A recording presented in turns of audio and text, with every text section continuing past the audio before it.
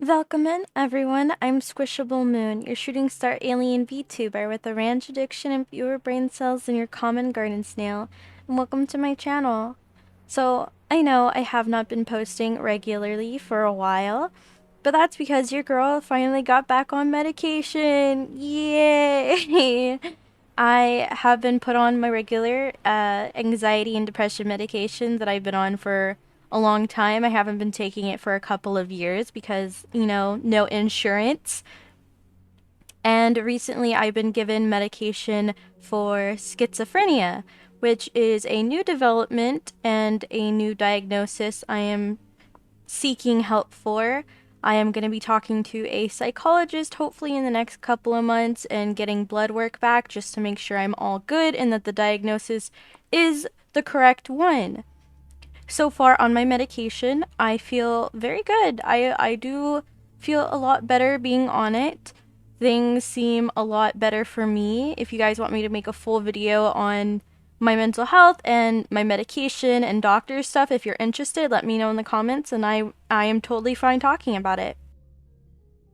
With that being said, this video isn't going to be my regular My Little Pony furry and art type commentary. Instead, I wanted to do a book review.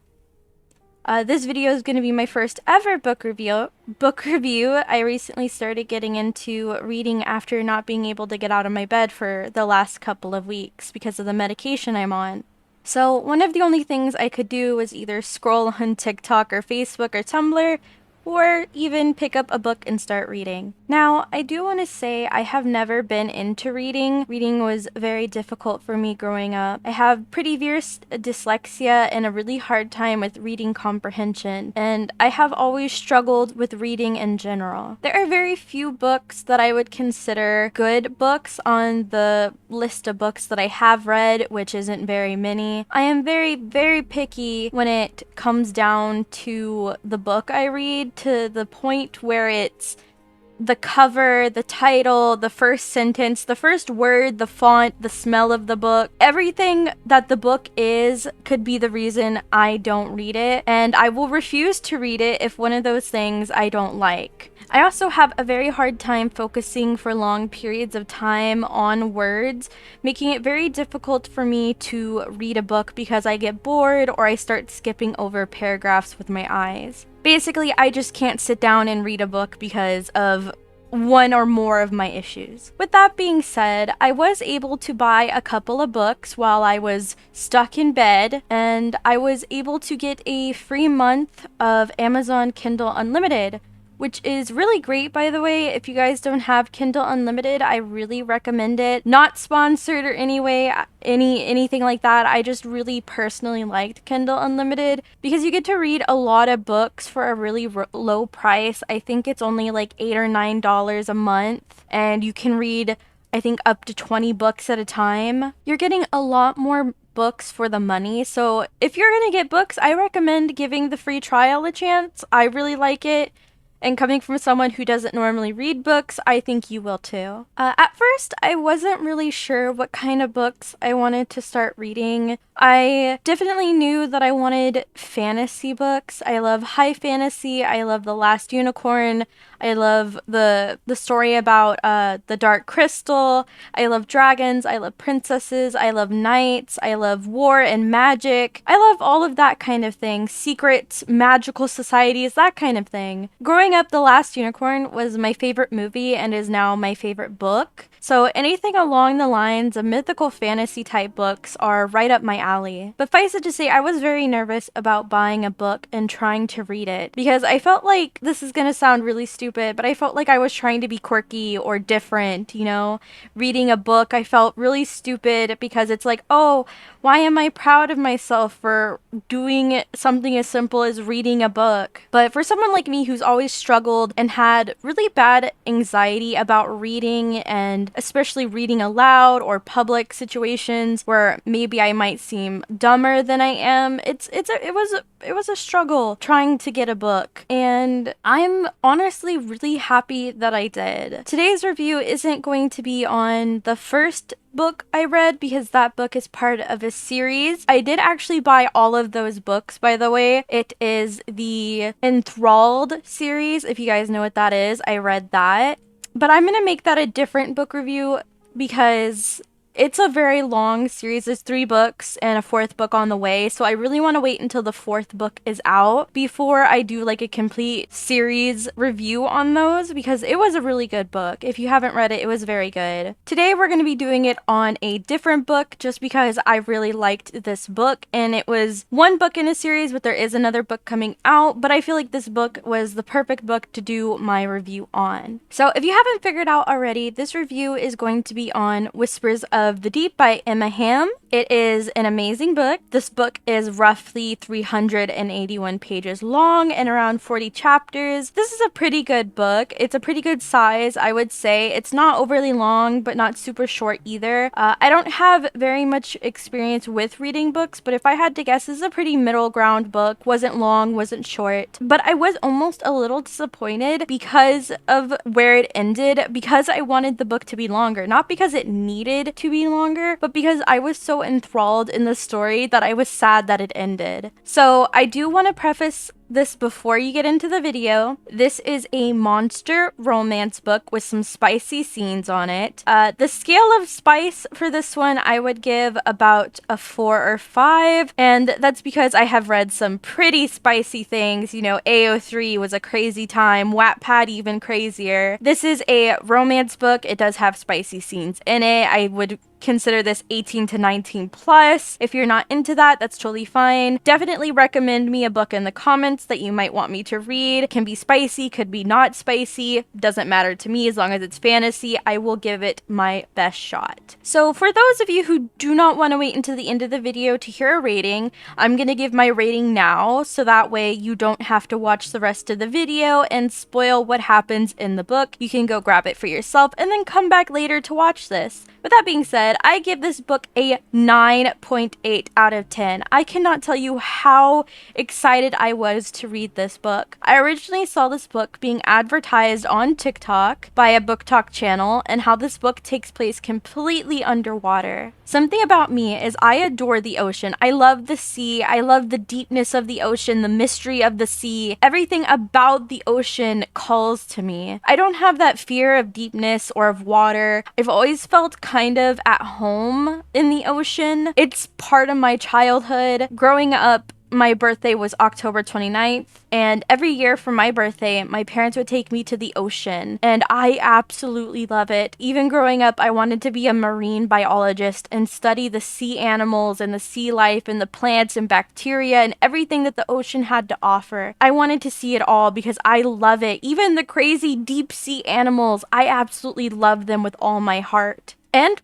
as promised, this book does primarily take place underwater. There's only one scene that I can think of where a character is out of water, and I'm pretty sure they're only out of water for a couple of minutes, if that. If you love the ocean, you are going to love this book. I cannot tell you how captivated I was, not only with the surrounding descriptions inside the book, but the characters as well. They were very well written and put together. I think they were very well rounded. None of the characters felt flat to me. Every character felt three-dimensional, like they were real people. And I also really liked the main characters a lot and how the story is structured. There is a very interesting plot going on about humans and mermaids and how they coexist under the water. There is descriptions of underwater cities. There is descriptions of the animals, how the water moves, the feeling. There is just so much in this book that has to do with the ocean that I absolutely love. You could feel that you're there, the touch, the smell, the taste of the salt water. Everything is so perfectly described. You feel like you're almost there. Also, I want to appreciate the amazing artwork that is the cover art for this book. It depicts the two main characters, the female love interest and the male love interest. This is a straight relationship that I can see from so far. They're kind of floating together in the ocean.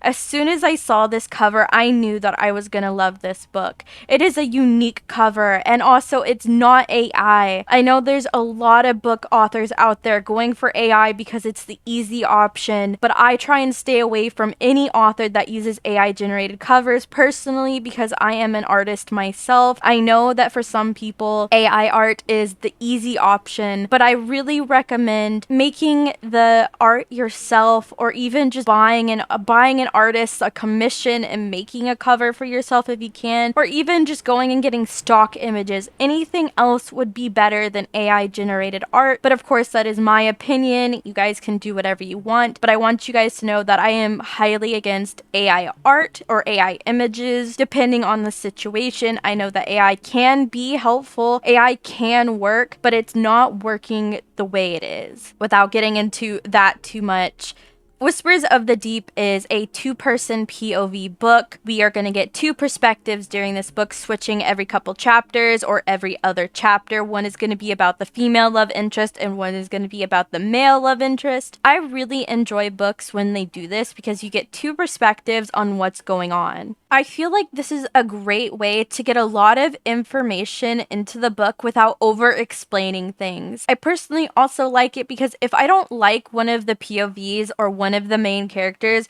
there's more of a chance of me still enjoying the book because you have a whole nother character you can kind of get into. But I enjoyed both characters in this book. The female love interest I loved, and I loved the male interest as well. I feel like their personalities meshed well together, and I loved everything about it.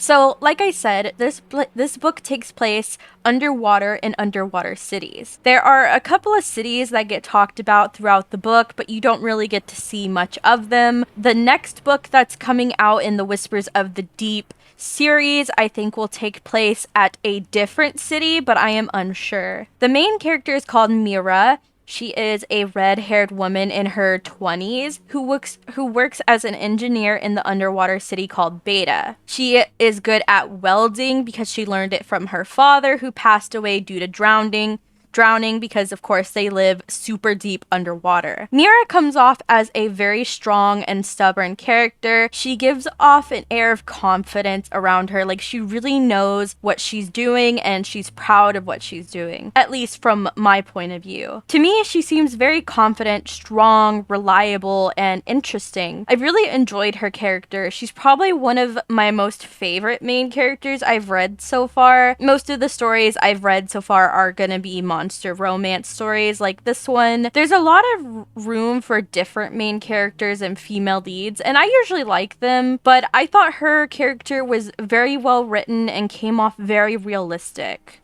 So one day, while Mira is standing in front of a large glass window, she is eating an apple, eating her lunch, when she sees a undine or mermaid floating in front of her a couple yards or feet away. We learn in this scene that the undines and the humans do not get along at all. The Undines want humans dead, they don't like them, and the Undine, of course, smashes into the glass room that Mira was trying to fix. Luckily, she gets out alive, but the room is completely broken and flooded. So the next chapter is going to be about the Undine, which I have no idea how to pronounce his name. I'm not even gonna try. We are just gonna call him the Undine because I have absolutely no idea how to pronounce his name. Like I said, bad at reading comprehension. I have a hard time reading. I have no idea how to say his name. So Undine. We got Mira and Undine. So we learned that the Undine, the male Undine that she saw, is actually the leader,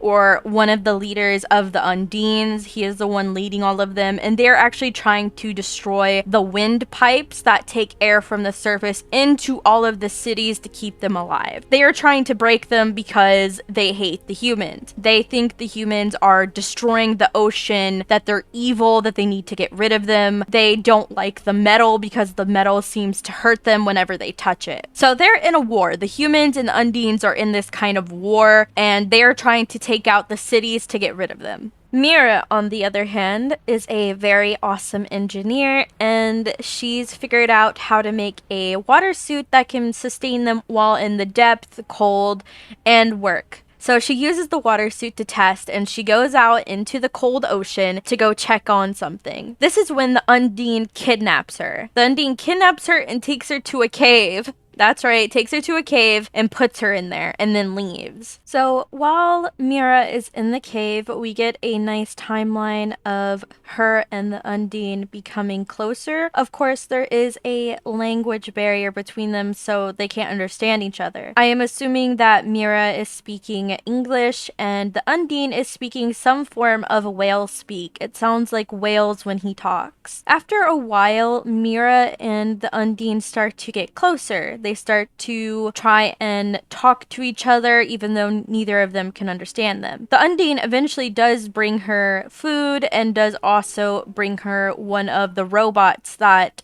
their company has. The robot can, of course, make translation chips, but it will take time for him to learn their speech, so Mira has to try and get the Undine to talk more. We get a lot of scenes of the two swimming together. Of course, the Undine usually swims for her and carries her around because he is much larger and has an easier time swimming in the ocean because he was made for it, unlike Mira. So the whole point of the Undine kidnapping Mira was because he wanted to get her to tell him how to stop the humans or how to get into the city to stop the humans. He basically wanted to use her to kill the humans. And that was the whole reason he kidnapped her to begin with. Of course, as you can expect this with being a romance, he ends up falling in love with her and she ends up falling in love with him. There are a lot of scenes where we get descriptions of other places in the ocean. We get lots of lore about the cities and lore about the Undines and the humans, which I really enjoyed. My favorite part is when the Undine takes her to a kind of plant that contains oxygen to kind of hide her away from his people when he starts to realize he likes her and doesn't want her dead. He wasn't able to keep her in the cave for much longer because she didn't have access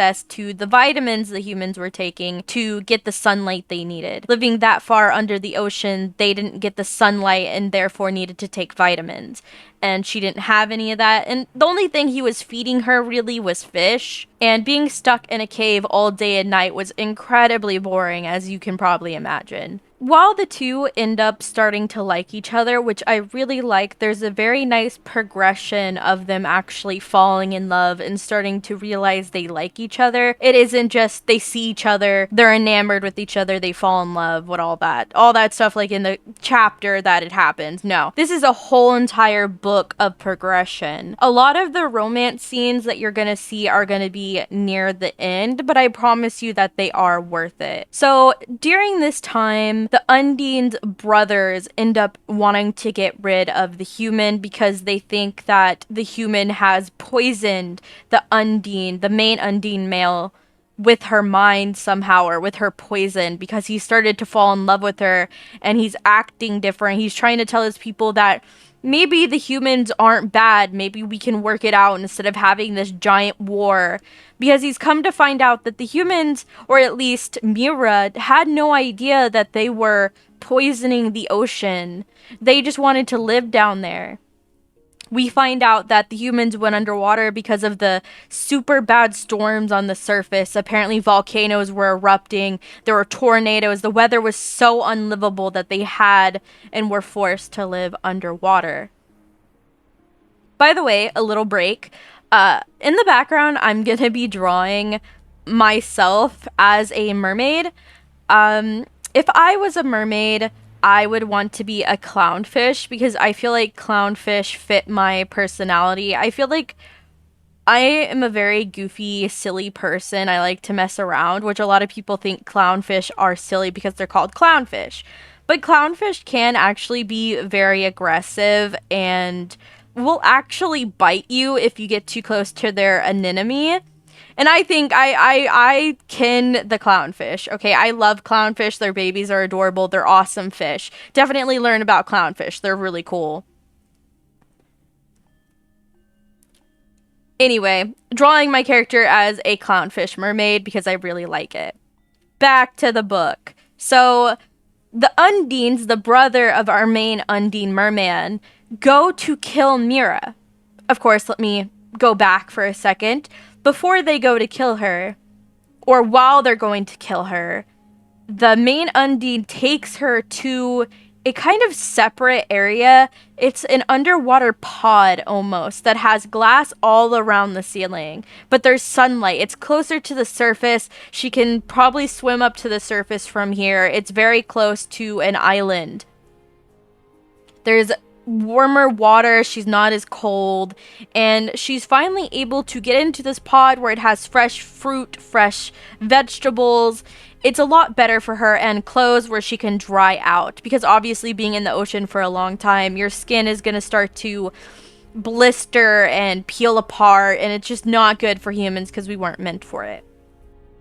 So while Mira is in this pod, the Undine goes back to his people to try and convince them that they need to stop war and work with the humans, or kind of try and get his human to be safe. Of course, his people are not taking that with good faith. They end up trapping him with a net on the ground, and his brothers are basically going to be sent to kill her so he can be freed from her spell or poison.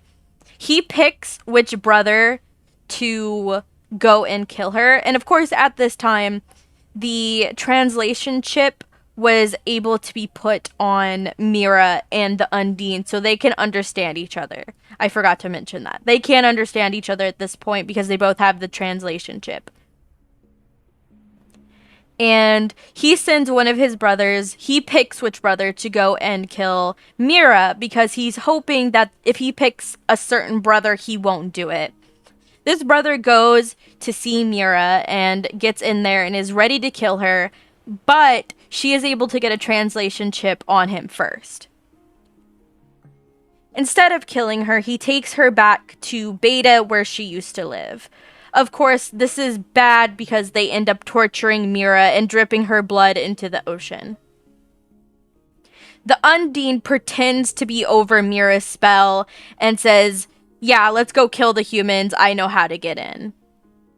So they go to save Mira, or at least the one Undine goes to save her, and he is able to get in. Him and his people are able to get into the building and start slaughtering people, and he's able to get Mira, who is dropped back into the ocean by the people after being stabbed. Now, Mira is bleeding out. She's gonna die, and she's being carried by the Undine that she loves.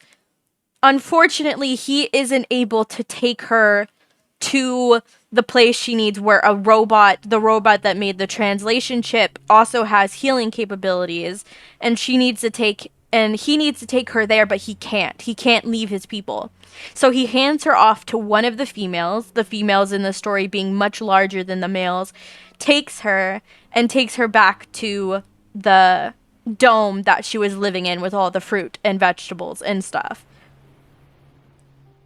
During this time, we learn that the Undine can actually breathe for the humans. The Undine are able to take a tentacle from their hair and stick it into the neck of humans so they can breathe. So they learn that humans and the Undines can live together. They can be together. So while he fights the beta building, the female takes her to be healed. Now, she does end up getting healed, but after weeks, she isn't seeing her Undine. He's not coming back to the dome. Other Undines have come to visit her and get translation chips and talk to her and bring her fish. But the Undine still won't show up. It's been a couple weeks. She's wondering, why doesn't he love me? Is he done, using me now? He doesn't want anything to do with me. She doesn't know. So one day while she's swimming in the ocean, looking at the beautiful ocean water, it's amazing. It's great. She's having a great time. An Undine or something grabs her and she forces her way against it, thinking that it's a predator trying to grab her. In reality, it's the Undine.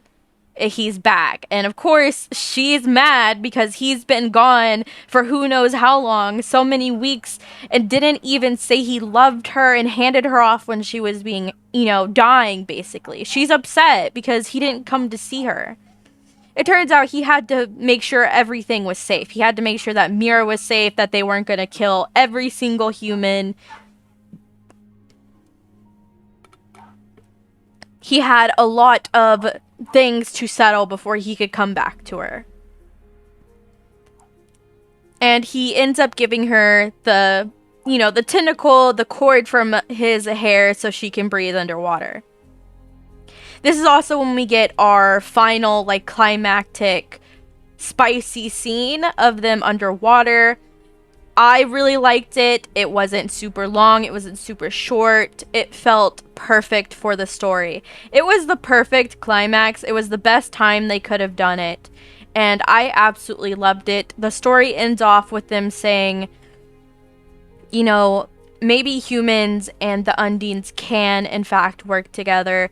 The two of them, if they work together and they use the translation chips, maybe the humans and the Undines can live together under the ocean. Maybe they can thrive together. Maybe they can make the ocean a better place. And that's where we're going to end our story, with them wanting to make everyone basically friends and them knowing it's probably going to be a lot of work, but they're happy, they're safe, and they're, most importantly, together and in love. I cannot tell you how much I loved this story. I really liked it. It's almost giving the structure of Romeo and Juliet, but better, because I didn't like the story of Romeo and Juliet very much. I understand why people did like the story of Romeo and Juliet, but in my opinion, this structure of this book is much, much better. I absolutely adored it. I didn't go into every detail of this book, obviously, because I wanted you guys to be surprised. There is so much in this book that you can explore yourself. And the best part is there's another book coming out where it is going to be about one of the brothers and another female. It is going to be really great. I am so excited. Emma Hamm, this is really the apex of books. Well written, well-rounded characters, ends perfectly, starts perfectly, the middle interesting. My favorite part, honestly, is that it was just so uniquely written, how it was all underwater and you felt like you could feel the suffocation of the water around you, but also the mystery and the awe of everything around you. I loved it so much. With that being said, guys, I had so much fun reading this book. I really hope you enjoyed my review. If you guys have a book that you would like me to review, it can be any kind of book, preferably fantasy, it can be monster romance, it can be straight up smut. I am open to trying new things and reading new things as well. I'm also going to put my Amazon link and my Throne link in the comments. If you want to buy me a book and send me a book, you can. If you are an author that has a book and you would like me to read it and review it, you are more than welcome to send me an email and let me know, and we can work on you shipping me the book, because I really want to get into book reviews, because I have been dying to learn more about writing, publishing my own book. Hopefully it's going to come out soon. I really am trying to learn more, and I thought that if I read more books, maybe I would learn more. Anyway, with that being said, guys, I really hope you enjoyed this. Hopefully my next video will be another My Little Pony Infection AU. I hope you guys are still excited about that. With that being said, I'm SquishableMoon, and I hope all your wishes come true. Bye-bye.